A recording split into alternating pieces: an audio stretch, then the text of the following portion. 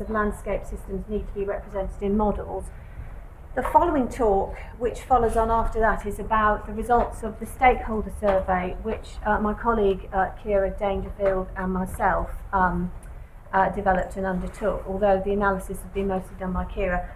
But the results of that feed into Peter's talk, so we're going to do a little bit of a tag team thing. So Peter's going to kick off. Yep. We're going to do some of the survey. So basically, we've almost amalgamated really the next two sessions. So I'll let Peter. Brilliant, thanks Jane. And morning everyone.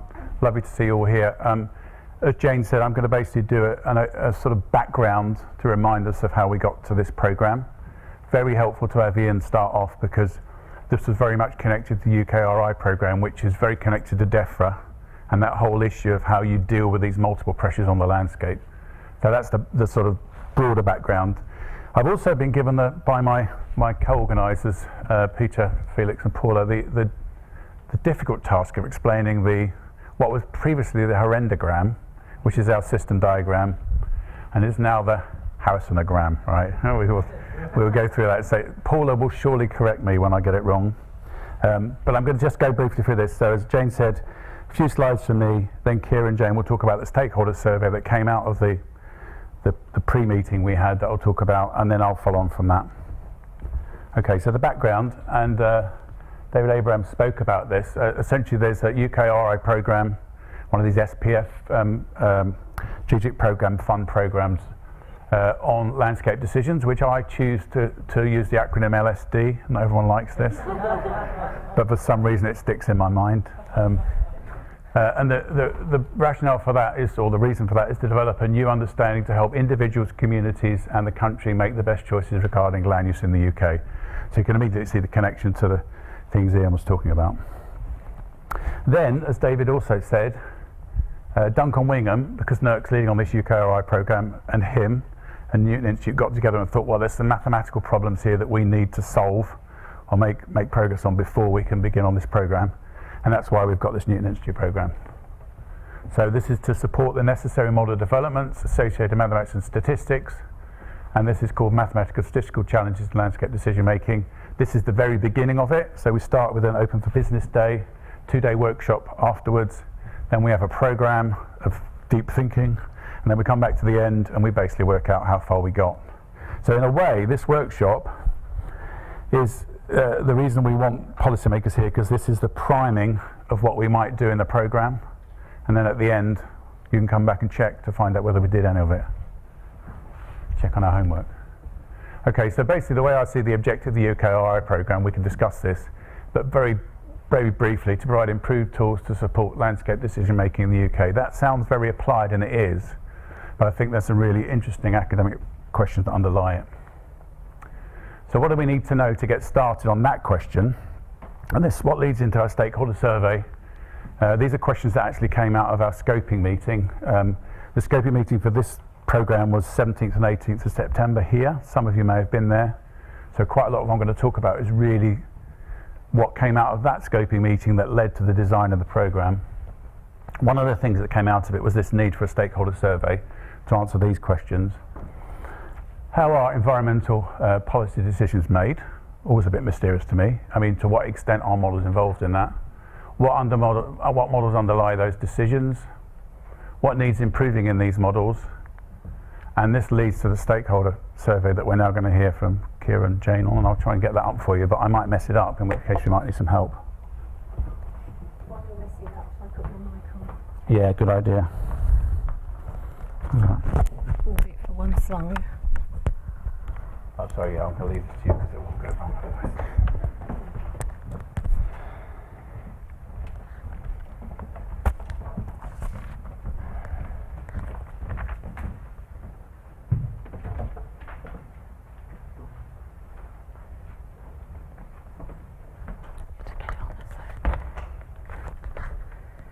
Okay, so I'm just going to do the introductory slide and maybe answer some questions at the end, but my colleague here, Kira, did all the hard work with the analysis. So really just a little bit of initial background.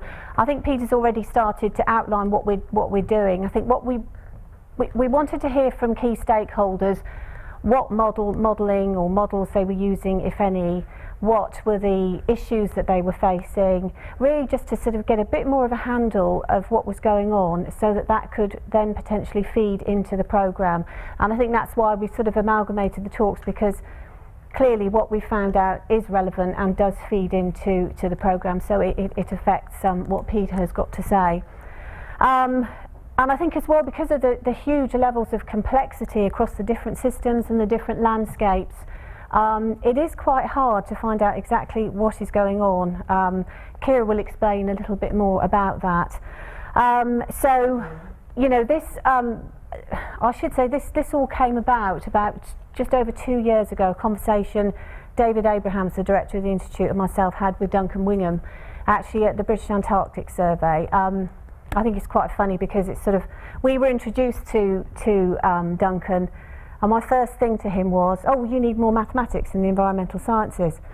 And he stopped and looked at me like that, and he said, oh, yeah, yes, you're absolutely right, we do. And that's basically how this all started. So it's a case of me and my big mouth, but clearly I think this is something which really needs to be done. So hopefully, in the little sort of toe dip that we've had with this piece of research, this online survey, hopefully that will provide a little bit more crystallisation of what's going on out there, and will feed in and have hopefully some help for the programme.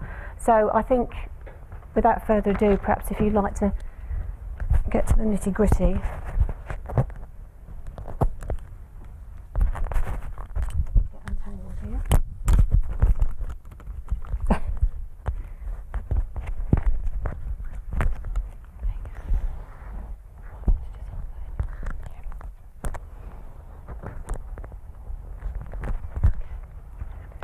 Right, so I'm just going to go over the sort of quickly some of the key things that we found from the stakeholder survey. So first of all, we had 19 respondents.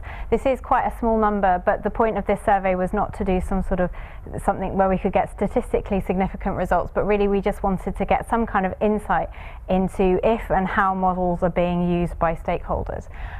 So this is the respondents that we got by sector, majority from government, which was we were specifically targeting the key stakeholders who are making decisions, and so that's why the government agencies were a key group that we were trying to get. But we got a range of different organisations, including DEFRA, JNCC, Natural England, Natural Resources Wales, Forestry Commission and Environment Agency. So it spans a big range of the different landscape areas.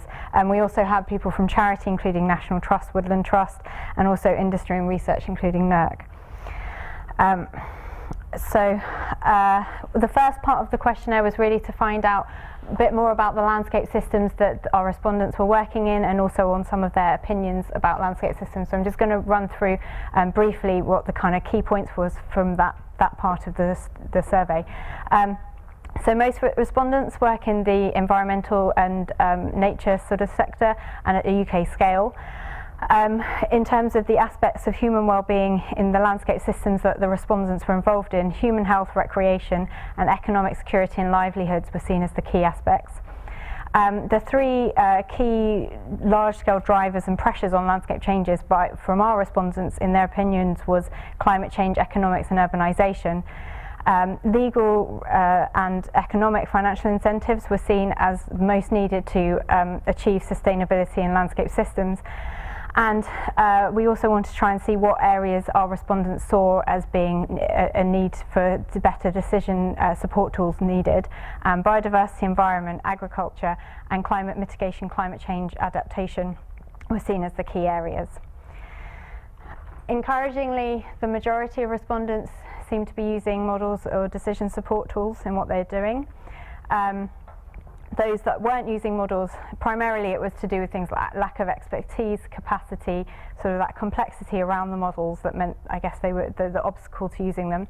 And interestingly, one person said that they don't trust them, and I wanted to point that out because I think it is a key point to bear in mind that when these models are being used for decision making, it's really important to make sure that there is trust and a trust in what the results are. So we asked both for the names of models, and in the next slide I'm going to look at the model approaches that are used. Obviously there was a huge range of different modelling tools. I think pretty much every respondent answered something differently, but just to highlight some of the key ones that came out. So 3 people were using the INVEST model, 2 were SWOT. There was also land map and scan, and then there were also quite a few people who are using sort of bespoke models that they're developing with collaborators or within in-house. Again, there's a huge range of different modelling approaches. To this question, we allowed respondents to answer to pick more than one option, and pretty much all respondents picked more than one option. So it's also interesting to note that the decision makers seem to be using a wide range of different types of modelling approaches in their support tools. And I mean, we haven't got really a big enough sample size to sort of really say that generalised linear models are, say, the most popular. I mean, that's what it seems to be here.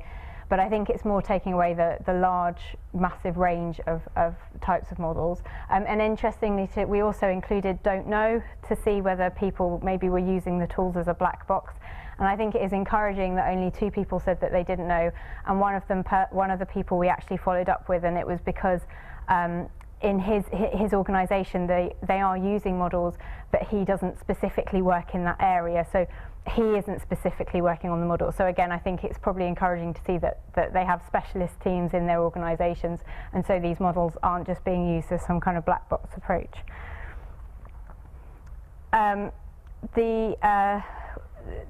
There was a range of different spatial extents to which people are using models to make decisions, from national all the way down to regional, and also some people were using them at multiple different scales, so at local, regional and national, depending on the specific decision and the specific case they were looking at. And also, I think encouragingly, all respondents said that the models they were using were spatially explicit. In terms of the data that is being used within these decision support tools and models, again, we allow people to pick more than one option for this question. And again, most people are using multiple different types of data set to inform their models. But interestingly, it's to note that existing data sets seem to be most used. And actually, in one of the follow-up calls with one of the respondents, they said how for modelling to be useful for them, it would be really important that it was only using easily accessible existing data sets or data that they routinely collected in-house, so they wouldn't have the resources to collect very specific data sets to inform some model. And so I think that's really important to think about in terms of building these models and frameworks. Again, encouragingly, everyone seemed to include uncertainty within their model. And they again were allowed to pick multiple options for this question, and people were looking at multiple different forms of uncertainty, with scenario analysis, model uncertainty, and data seeming to be the most commonly used. The strengths of the models that they were using, they saw the scientifically robust, being comprehensive and easy to use, as being very important. And that kind of follows on then into when we ask them sort of weaknesses or obstacles to using models. So when there's lots of specialist knowledge needed, or if data is difficult to obtain, and again in follow-up calls, follow-ups with the respondents, this came up again, that really for them to be able to use it, they really wanted something with a nice interface, something that was very easy to use, and also if they're needing to collect very specific data, then that's going to hinder their ability to use these models. So just as a very quick summary of the initial conclusions, like I said at the beginning, this isn't some sort of scientifically robust with statistically significant results, but hopefully it gives some kind of insight into what the key stakeholders are using in terms of modelling. So I think encouragingly the majority of stakeholders are using sort of modelling models and decision support tools, but there is a huge range in the types of models that they're using, and I think that's a very key point for this workshop and for the programme going forward. It's a real challenge in terms of building some kind of framework going forward for landscape decision making, how we combine all these different approaches, how we can compare across these different approaches. in terms of developing these frameworks, thinking about what types of data would be being used. So ensuring that we're trying to focus mainly on easily accessible existing data sets and not needing to actually go out and collect lots of data specifically for the model is important. Most seem to be using it most of the people using these models seem to understand at least a little bit about the underlying structure of the model, so it suggests they're not just being used as a black box. But key obstacles to using models, as I said before, was this need for specialist knowledge. So wanting something that's very easy to use and very easily accessible is very important. And the availability of data, so not being able to access data needed for these models. And the last point was actually not related to a specific question, but was rather to do with, we allowed for comments at the end, and it kind of goes back to this person who said they didn't use models because they didn't trust them. And a number of people commented on sort of the need with modelling to ensure that there's this transparency of assumptions, so that we know what the caveats are and what the limitations of these models are, and in particular how we can better communicate this to policymakers, so that they're aware that these models aren't perfect, and so they're aware of where the uncertainties and caveats lie. And just to end with just two sort of quotes from two of the respondents, which I think set down sort of two interesting challenges. One being one challenge with landscape systems is this how we can quantify the sort of more intangible benefits from the landscape, and also how the decision making is being used. So how this quantitative data is being used, hopefully to support to the decision making rather than being used to justify a decision, or being used to make the decision itself, but as part of a sort of bigger process. I think actually those two end quotes are hugely relevant, and particularly the second, which just illustrates the complexity that we're faced with on this. What I should have said as well, before Kira started talking, was the whole working up to doing the stakeholder survey incorporated a lot of effort by our academic organisers who, before we developed the methodology for this survey, there was a lot of work that went into the development of a definition of the system, which Peter might refer to a bit more, but it was really sort of taking what was already out there, and I think we used the DEFRA highly complicated diagram. Perhaps I won't tell you what we nicknamed it, but which even with a pair of with a magnifying glass I couldn't read it all. But, so there was a lot of work which went into that, and then of course this bit is to identify current modelling approaches used by key stakeholders, which is the premise of what this stakeholder survey was. But I think that you're hopefully hoping to hone the definition of the system throughout the programme, because I think a framework is going to be really, really helpful going forward, and that's one of the key aims. So, and I think then we'll pick up some questions. Kira and Peter and I can answer some questions when Peter's finished his bit. So. Brilliant, thank you both. Better swap this over in a second.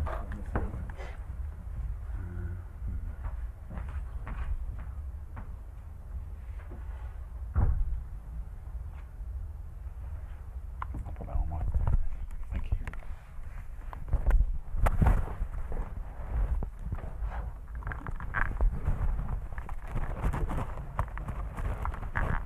Yeah, that's the one.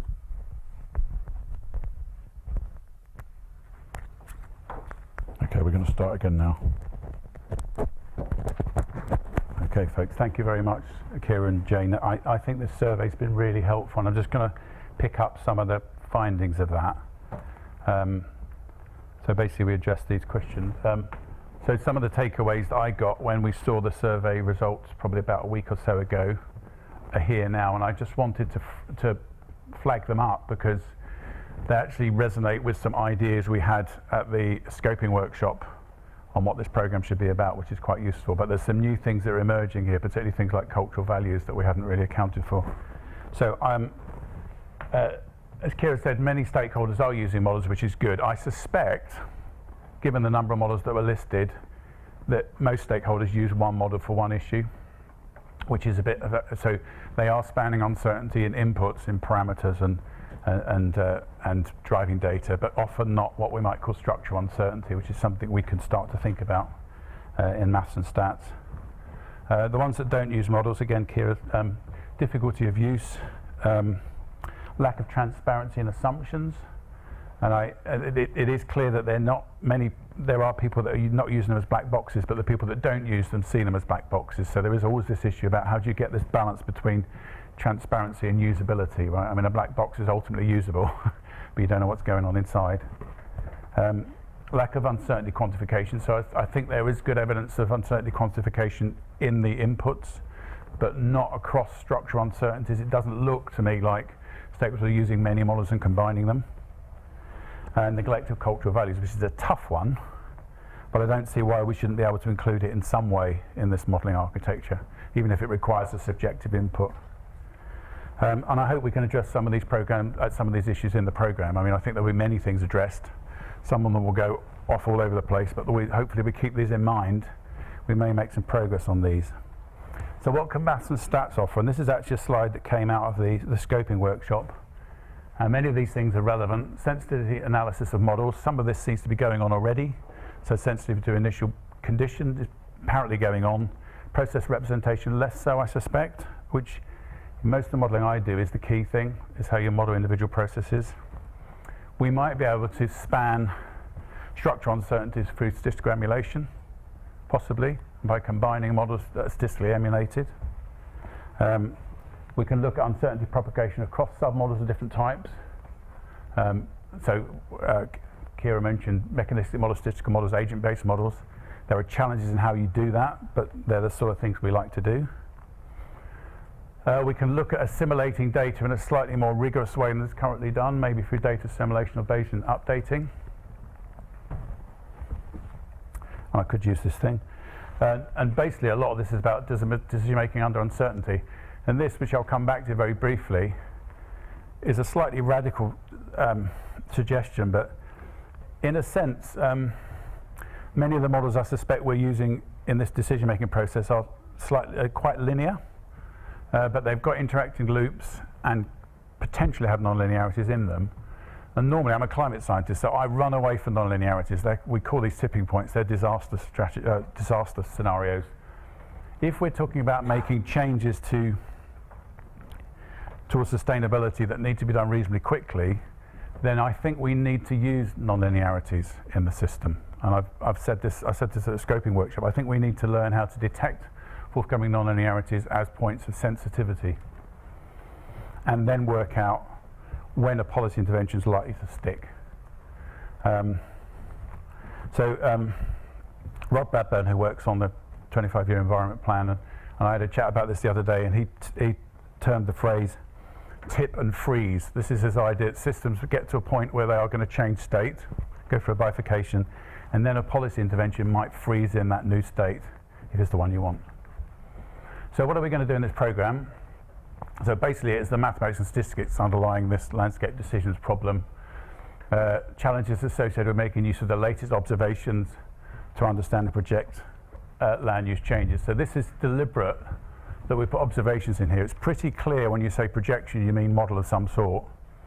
But how we use observations, how we use different sorts of observations, sort of a big data problem, seems to be a big opportunity here. Overarching questions then, and I'll come on first of all to this one. What is the minimum useful representation of the landscape system? As Jane said, we looked at all sorts of diagrams, system diagrams of the land system, some of which are really, really complex and not good for someone with eyesight like mine. So we tried to simplify it, and we had basically a tug of war. Well, I made it ridiculously simple as someone with a background in physics, and then I was pulled back by people who know something about it to what we end up with here. So I think we've got something that's sort of in the middle ground. But this is just to define what we mean by the landscape system. And it's a slight misnomer because we also mean coastal here, even though we're using land all the time. This includes coastal issues which are very much connected to the land use. So first and foremost, we're interested in what you might call the ecological state of the land and how this affects the land surfaces that we rely upon. And this is just my excuse for building up the diagram bit by bit so it looks simpler than it is. Okay, so we have a landscape system. It has an ecological state, things like the state of biodiversity, the soil health, the nature of the hydrological and biogeochemical cycles. Okay, and those things affect the things that we generally worry about in terms of human well-being, like the availability of food and water and forest products and bioenergy, green space for recreation and for mental health, and also brown space for development, housing, infrastructure, business, all those things. And these relationships can be positive or negative, right? Sometimes you get a change that favours those, sometimes it doesn't. There are often trade-offs and synergies between these things. The landscape is an interesting place to think about system dynamics because of this limiting resource, which is the land. And so quite often you end up having to decide which of these would be the best thing to do, or at least a policymaker would. So our challenge in a way is one of working out, given the land we've got, what would be the best thing to do at each location, how would this impact remotely? And this is of course connected to socioeconomics. I mean, people have jobs associated with this. Their health is affected by these things, by the nature of the land that they live on.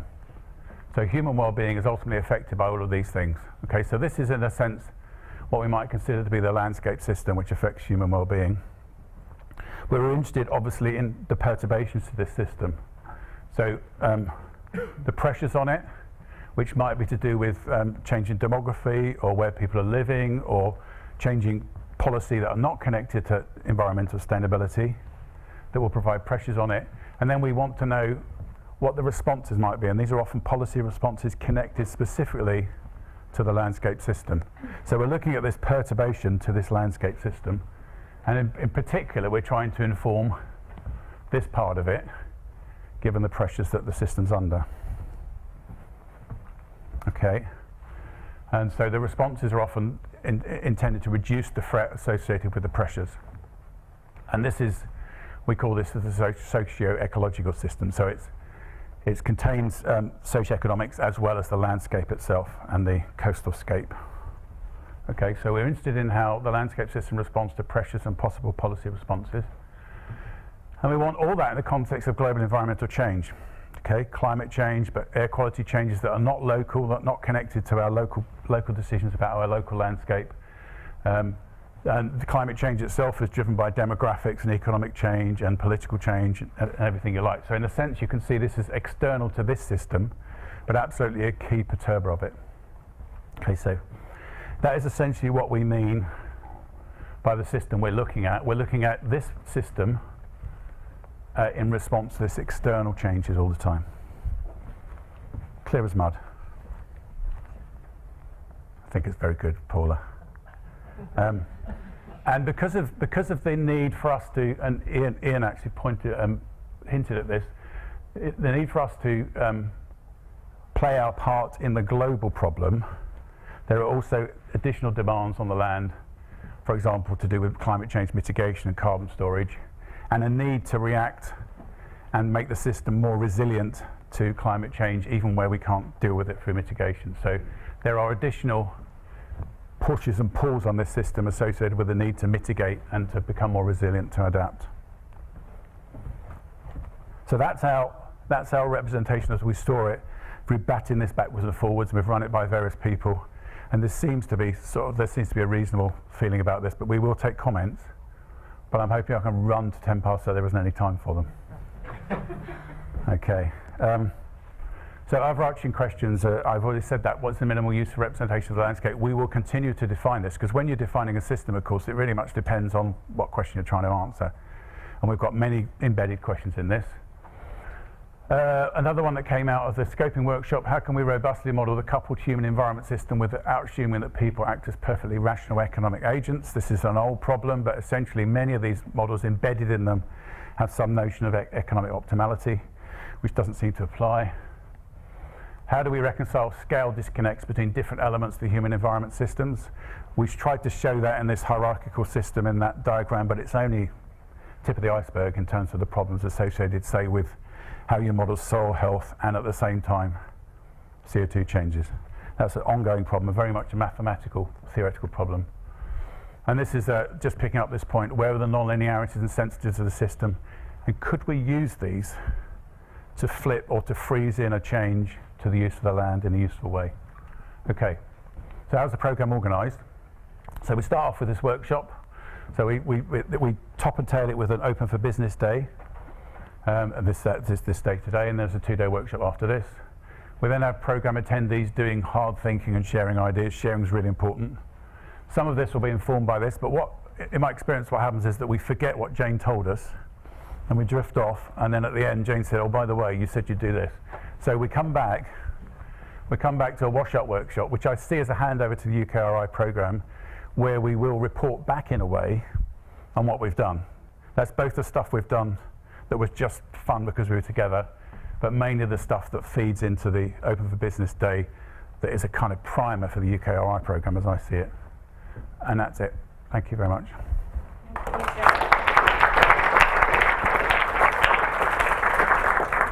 we've got about 3 minutes until coffee break, so we can squeeze a few questions in. That gentleman there?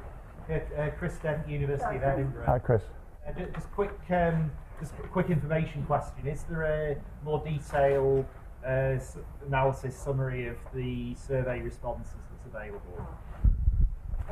Kira will talk to that. Not at the moment, because I only finished doing the respondent interviews Monday, so we're trying to sort of pull it all together.